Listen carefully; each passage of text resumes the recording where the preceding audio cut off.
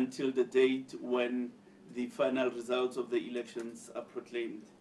In terms of the code, parties and candidates must publicly state that everyone has a right to freely express their political beliefs and opinions, challenge and debate the political beliefs and opinions of others, to publish and distribute election and campaign material, to lawfully erect banners and placards and posters, to canvass support for their party or candidates, to recruit members of a party, to hold public meetings, to travel to and attend public meetings. Every party and candidate must also publicly condemn any action that may undermine free and fair conduct of elections and must accept the results of an election, or if aggrieved, then challenge those results in appropriate judicial forums. The Electoral Court has jurisdiction in respect of all electoral disputes and complaints about infringements of the code. Any person who suspects that a party or candidate may have breached the code can report that incident on evidence to the Electoral Court. The Secretary of the Court is Ms. Samkelo Mkrekwa, and we have the details in the statement of their email address. The Electoral Commission has also activated its Office for Electoral Offences, which will investigate complaints of alleged transgressions of prohibited conduct and provisions of the code. A complainant may lodge a complaint with the Directorate for Electoral Offences when it is operational at legal services at elections.org.za. Obviously, the complainant would have to include as much detail as possible to help the office to conduct a thorough investigations, and the items that need to be included in the complaint include the date of the incident, the political party or candidate involved, full details of the incident and how it is alleged to have transgressed the code. Any evidence such as audio, video clips, posters, pamphlets, photographs, screen grabs, etc. may be attached. And lastly, the full contact details to allow for appropriate follow-up. Presiding over today's signing ceremony, the chairperson of the Commission called on all parties and candidates to recommit themselves to the Constitution and its values as South Africa celebrates 25 years of electoral democracy. As we remember the ultimate sacrifice and sacrifices of tens of thousands of others over the course of the long struggle for freedom, we pledge ourselves to never again see the denial of our people to human rights, to dignity, to freedom, and to democracy. Let us make sure we at all times respect the rights of others, our Constitution, and the spirit of tolerance, reconciliation, and unity which underpinned our first elections 25 years ago. He also said that, remember, in just 49 days, the elections will be over, but our democratic journey of building a just, fair, and equitable South Africa will continue. Let us not let our passion for victory in elections overpower our passion for democracy and unity, close quote. So, there are 19 more than we had in 2014. This is the biggest number we've ever had since the dawn of democracy. It is welcome because political parties are a mechanism of participation in the political process. So the broader the scope there, the more participation there is in the political life of the country. Yet, even as it is welcome, it does present us with some intractable challenges. Firstly, the size of the ballot is costly, and very few printing concerns in the country can undertake a printing exercise of the magnitude of the ballot we have on hand. So that's the first complication. The second complication is that we will now need to get more ballot boxes to accommodate the longer the longer ballot. And in terms of the candidates, we've issued yesterday the notices of non-compliance to political parties in respect of those candidates who have not fully complied with the nomination requirements. Parties have until the 25th of March, 5 o'clock, to rectify that non-compliance. And after that non-compliance period has gone past, on the 28th of March, we will issue the list of candidates. And from then the members of the public, any aggrieved person, may then lodge a complaint, an objection to the Commission, which the Commission will consider and settle. And once all objections are sorted out, we will then issue certificates to candidates. Applications for special vote will open on the 4th of April until the 18th. And there are two possibilities in respect of special vote. For people who are infirm, disabled, and pregnant, in other words, people who have limited mobility, they can apply for special votes at their homes or at places of confinement. And then the rest of us who are able-bodied but who may be engaged in some kind of service on election day, we can apply to cast special votes at the voting station, both on the 6th and 7th of May 2019. With respect to the voters' roll, 26.7 million on the roll, 55% of whom are women, 45% men. And as we indicated, the roll has grown by a whopping 47% since it was first established in 1999. Voters, the young persons who are under the age of 29, constitute 21% of the voters' roll. And I think in terms of the unique parties participating in this election, both national and provincial, is 76 parties that are taking part in these elections. Thank you very much. Okay. Thank you very much, CEO. I'm going to open the floor for questions. You introduce yourself and the media house you come from. We'll take the first round of questions and see how we progress, and then we'll take it from there. Ndebu and then CD and Aldrin. It's 3, 4, 5. We'll take the first 5 round of questions. Okay, my name is Ndebu Mkova. I'm with the SABC. South Africans are worried. It's just 49 days before elections, but South Africans are worried because, at least according to ESCOM, load shedding will be with us for weeks, if not months to come. So how are you going to deal with the situation to sort of cushion the integrity of the IEC and the elections during these elections? Because people will be saying at some point there will be counting and the electricity goes off. People have to count in the dark, and some might be tempted to sneak in some of the ballot papers. How are you going to deal with that? Contingency measures in place, any? And maybe my second question, 48 parties have registered to contest these elections. How many have fallen by the wayside? I know that the door is still open in terms of ensuring compliance, but how many have fallen by the wayside? Sidi Madia from News 24. It's about the electoral offences. What is the actual timeline? When do you start looking at the offences? Because, you know, as Kate, I think you'll remember because it's in the WhatsApp group, there is an issue where journalist Cameron Brown is complaining about the EFF and trying to take them to task. So I wanted to know, what is the timeline for dealing with the offences? And then secondly, about the youth. Has that met your expectations of what you were hoping for with your registration drives? I think it's obviously too late now.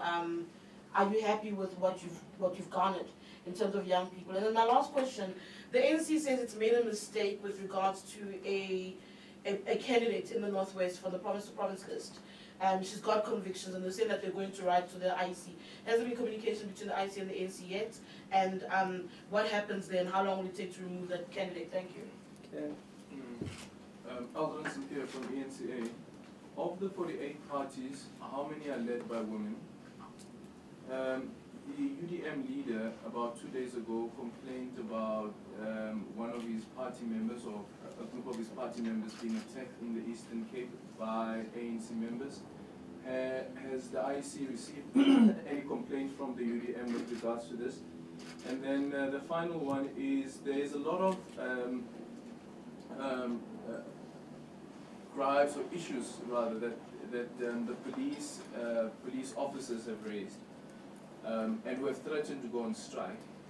Has the IEC received any assurance from the police ministry or from the police commissioner that on the day of the elections, the days before and the days after the elections, that the elections will not be compromised, the safety around the elections will not be compromised, including the escorting of the ballot papers to and from the counting hub? Thank you. Natasha from the Mail and Guardian. I just wanted to check, if you could remind us please, what is the criteria used by the IEC in the objection process for the removal of a candidate? For example, if there are candidates with damning court judgments against them, would they be considered for removal? What kind of criteria do you use for those objections which you receive from the public once that process is opened? Thank you. Genevieve from the Business Day. It's basically, Natasha asked my question, but to add to that, who makes the decision in the IEC regarding the objections, and what kind of things, she did ask for criteria, but again, what kind of things do you look at? What would, besides a conviction, would necessitate moving a candidate off the list? And then how do you go about doing that? Okay, let me take the last two before I allow the panel to respond. Vuyo, you'll be the last one. Tate, let's go. Musibuli White at Kai FM. The question is in relation to Alfred's question about complaints. Have you received any complaints from the EFF regarding posters being defaced and removed? And my second question is about, you mentioned earlier during your address that you've trained, I think, 1,000 people in leadership and conflict resolution. Perhaps you care to elaborate on that, how, where are they, their age, and so forth. Thank you. Will? Related to what the other colleagues have asked, are you able to give us a status report, if you like, so how many cases, in addition to Colonel Brown's and the UDM and the EFF one that colleagues have spoken about, of how many cases have been lodged with you, and just roughly where those are?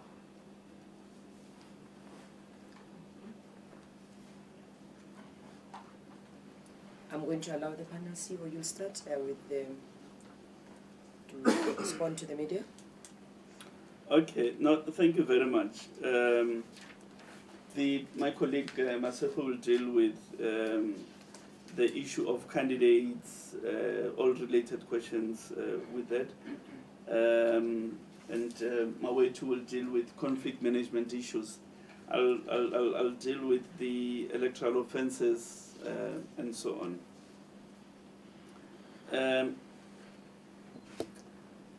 We have under 10 cases that are within the Office of Electoral Offences, and all those cases in various stages. Their development through processing is not at a common place. For instance, the ANC's complaint against the DA billboard around Esidimeni and so on, that matter has been considered, a report filed with the Commission. The Commission has deliberated on the report and has disposed of it. And the principle that report brings up is that in the 2016 case between the ANC and the DA on the SMS, around the Nkandla SMS, the Concord made set a precedent roughly along the following terms: that the IEC must adjudicate disputes of an administrative nature that arise from the preparation for the elections or that arise from the conduct of elections. And that issues that relate to the interpretation of law against a certain set of facts, those matters must be left to the judiciary to deal with. So in that case of the complaint of the DA, rather the ANC against the DA, that's the principle, the legal principle that we gave in response to the ANC. Essentially, that this is a matter that relates to the interpretation of law, and as such, the Commission is incompetent to deal with issues relating to the interpretation of laws, and those matters are best dealt with by the judiciary and the electoral court in particular. Now, a case that has occupied public attention relates to the complaint by Ms. Karima Brown against the leader of the EFF. That matter is under investigation.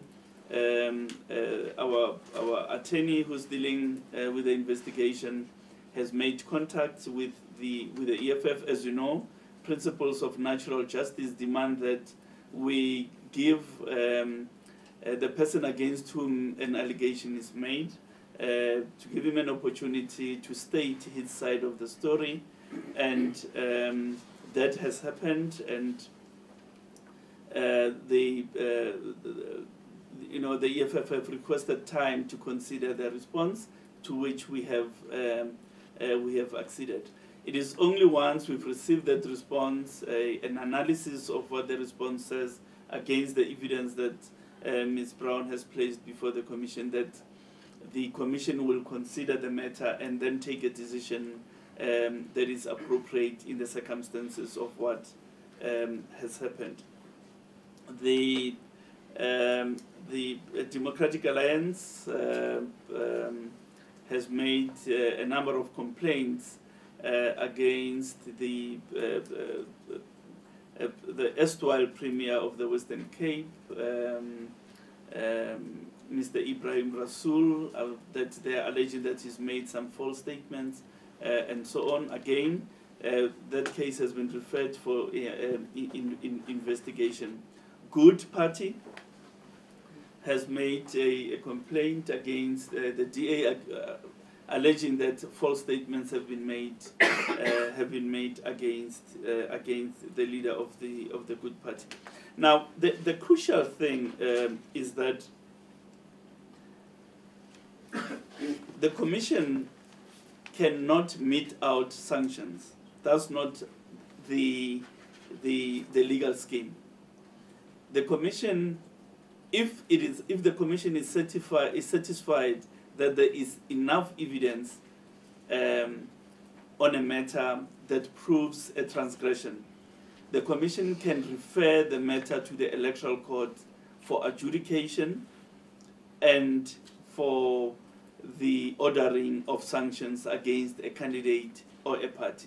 I think there's generally a mistaken belief that the Commission has the right to say, no, you can't participate, no, we're removing so many votes from you, and so on. The only competent authority in that regard is vested with the Electoral Court. So the Electoral Court is the one that can make those calls. Obviously, the Commission can refer matters, as I indicated, if there's sufficient evidence necessitating such a referral. But there is also the possibility that any person who's aggrieved may approach the Electoral Court on their own initiative. There is no requirement for the Commission to be the first port of call in order for a case to be entertained by the Electoral Court. Obviously, when matters are brought to the Commission won't sit idle. It will cause them to be investigated, and where evidence materializes, which is sufficient to warrant a referral, that will happen. Now, how long does an investigation take? I think the Commission is acutely aware of the need to dispose these matters expeditiously.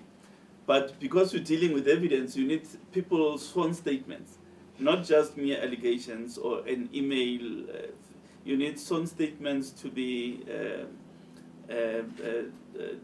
made available, because when you approach the Electoral Court, you approach them on the basis of affidavits and sworn statements. So collecting that evidence does take a bit of time, but we are acutely aware that these matters must be dealt with expeditiously. Are we aware of the UDM complaint in the Eastern Cape? No such complaint has been laid at our door at the moment. Again, the EFF posters, we've not received any complaint to that effect. And again, I mean, any of these issues, it would not be sufficient to say our posters have been vandalized. It's not helpful.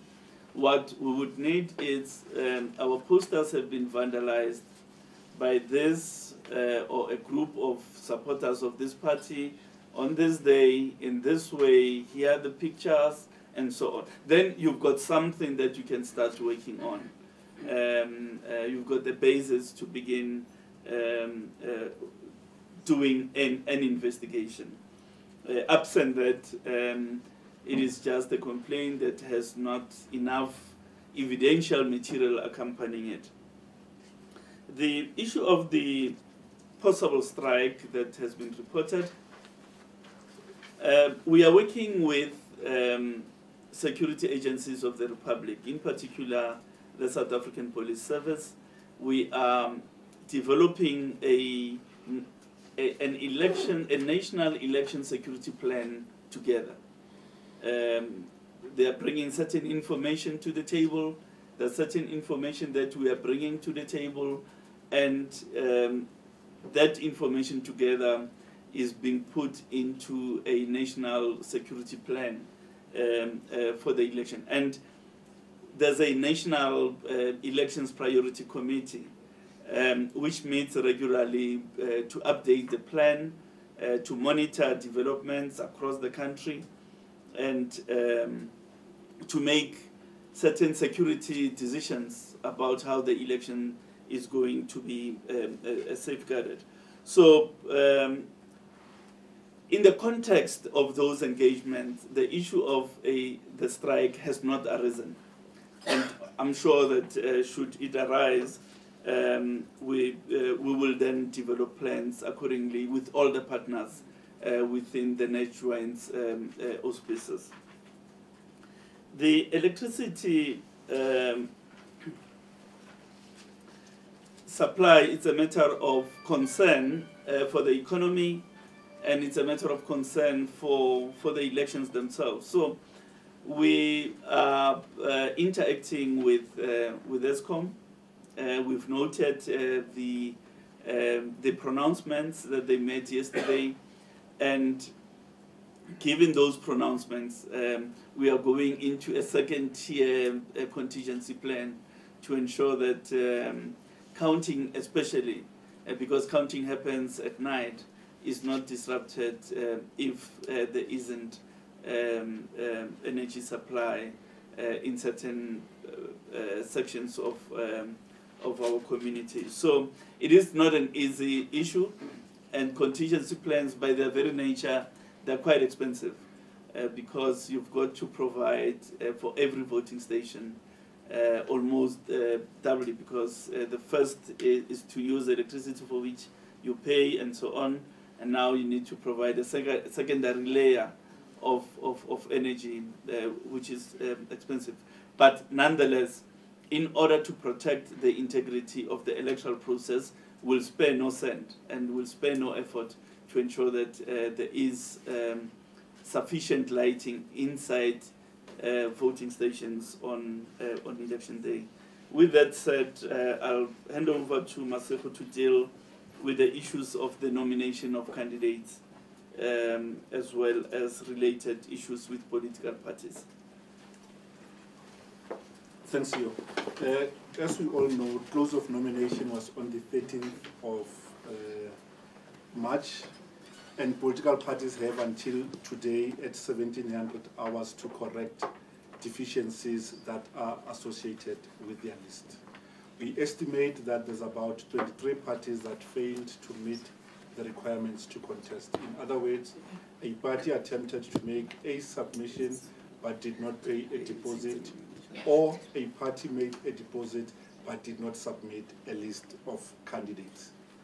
As it relates to young voters, we have 21% of all persons registered on the roll as people categorized as young persons under the age of 29. You will recall that in the January registration weekend, 54% of all new persons who registered for the first time were young persons. We're becoming to invert the phenomenon of underrepresentation of young persons on the voters' roll, but we appreciate that we're also moving from a very low base in that cohort of voters. So what pleases us is that research after research indicates that once registered, young persons are more likely to vote than any age category.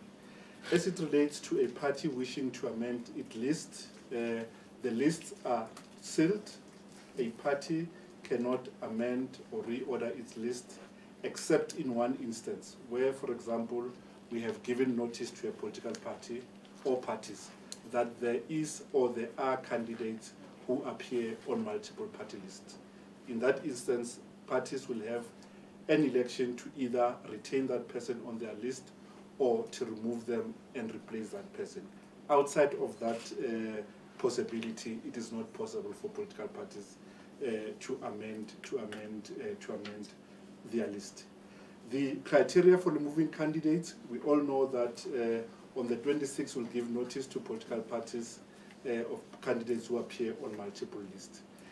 A candidate can be removed from a list either at the instance of the CEO or on receipt of a complaint which is sustained between the 29th of March and the 1st of April.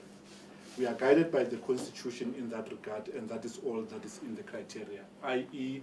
that a person must be registered as a voter. The person must be competent to vote in an election in which they stand as a candidate. Secondly, that the person must not have served a custodial sentence of more than 12 months without an option of the fine. And 5 years must have elapsed since that person last served the sentence. The other issue are issues of people who can hold office. Person must not be an unrehabilitable insolvent. So those are the criteria as it relates to a person being entitled to be a candidate in the election. Question? Colleagues, on the question of election conflict mediation, we have a footprint in all municipalities in the country. We've created capacity in partnership with the European Union that we have people who will make immediate interventions when there are tensions in various communities. Because what we have observed over the past is that a delayed intervention may explode to something more serious. So our early intervention is then the driver with this program. We have what we call the provincial coordinators in all 9 provinces. We also have district coordinators in every district municipality in the country. And then we have municipal-based coordinaters who go and do mediations as and when we identify a matter that requires an intervention. All of this is based on alternative dispute resolution mechanisms. Thank you. Thank you very much. If there are no other questions, I believe we have covered all the key issues. Let me take the last. I've got a gentleman here and I've got Aldrin and Dade. Peggy Mai, Channel Television, Nigeria. I just wanted to find out, can a court sort of like inform the IEC on like, can the court force the IEC to remove a certain political party from the ballot list? I'm referring to the issue of a political party that reported the BLF to the court. Does the court have the right or the power to tell you to remove a certain political party from the ballot paper?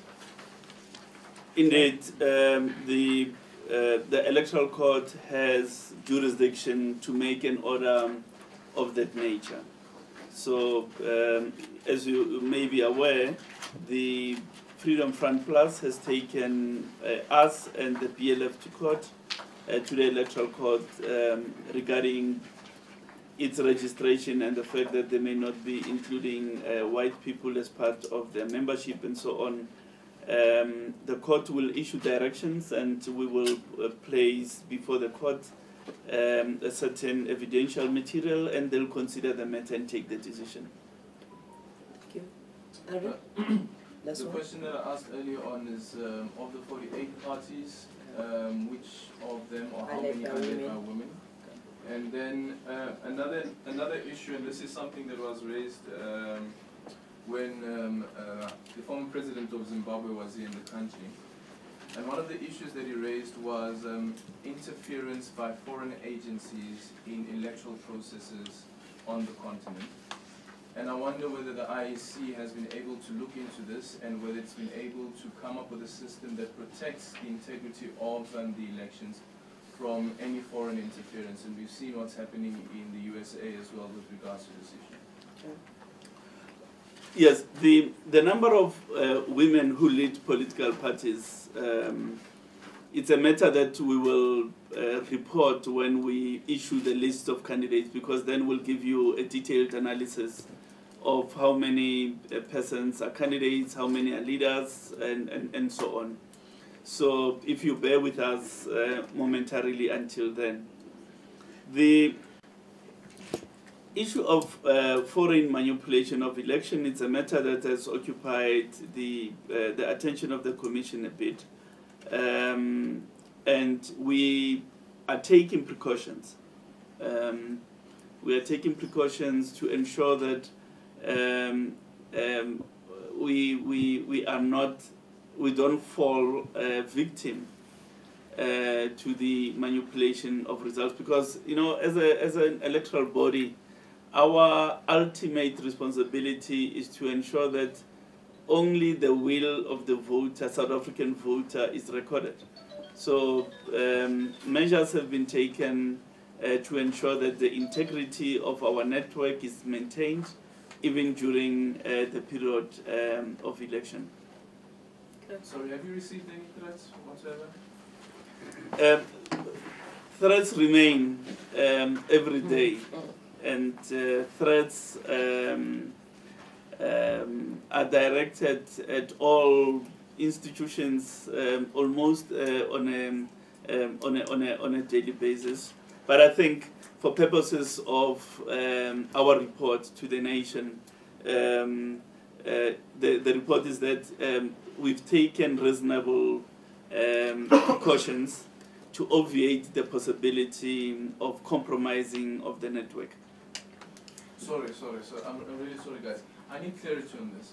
Are you then saying that there are threats to the election, or the election could face threats currently? No, what we're saying is that threats are omnipresent. They are always there.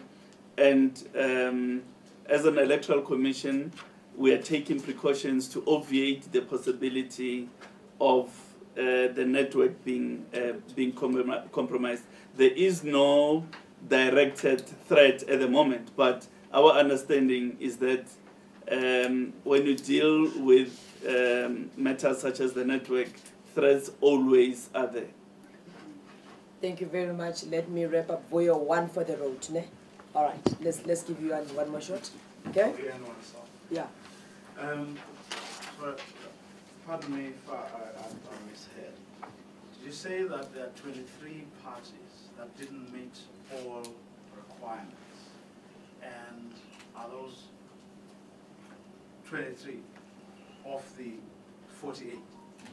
Or is it, Even with 48 political parties on the ballot papers, there is at least those number of parties that did not meet the requirements, in meaning they did not submit either a list of their candidates at the cutoff time, nor did they deposit the amount requisite to the legislature or legislatures that they intended to. So they have been disqualified. They have been disqualified. The 48 will remain almost static until the elections.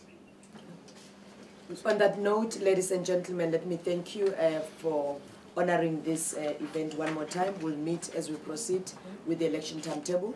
Let me thank the leadership of the IEC as well. Thanks very much. Lunch is still being served where we come from. Thanks lots. Thank you, Dan. Mariam, I know you.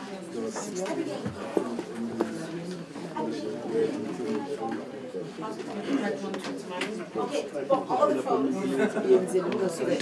folks.